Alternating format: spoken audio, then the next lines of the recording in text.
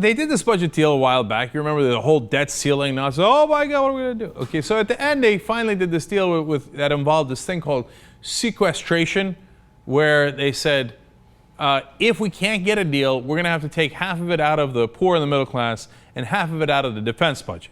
So the defense budget is about to get cut at the end of the year if they don't change anything. So the defense industry is flipping out. Oh my God, what are we going to do? What are we going to do? It's gotten so bad that they're now willing to consider raising taxes. Woo! As my grandma used to say.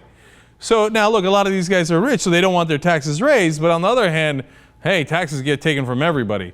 This defense contracts go specifically to us. So all of a sudden, David Hess, president of Pratt & Whitney, a subsidiary of United Technology, says, well, I think everything's got to be on the table at this point now. I mean, everything on the table.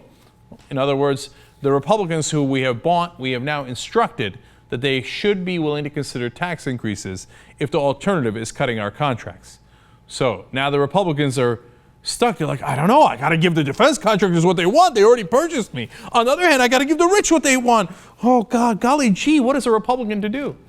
Now, that one guy is not alone. It's almost everybody. Alexis Allen, spokesperson for Aerospace Industry Association, says, quote, we do think that everything should be on the table at this point. All of a sudden, the defense contractors, who before Republicans, conservatives alike, thought no taxes for the rich ever under any circumstances. They're like, wait, you're taking the money from us instead of the poor and the middle class? Yeah, okay, everything's on the table. Everything's on the table. One more for you.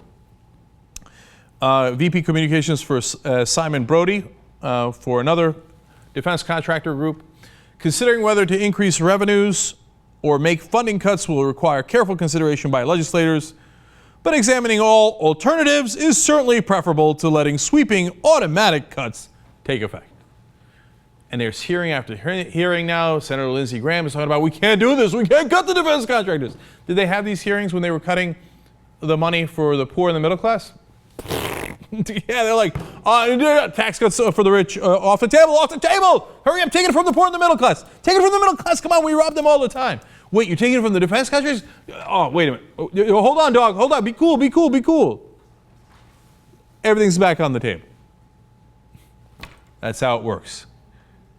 The more I do these stories, the more I think we have no democracy. The whole thing's a sham.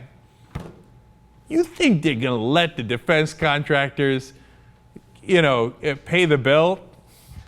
That's not going to happen. That's why everybody, fiscal cliff at the end of the year, tax again, we have to do something. When it hits you, they don't have to do a goddamn thing. When it hits these guys, it's panic time. Whether Obama wins or Romney wins, this shit ain't going through, okay?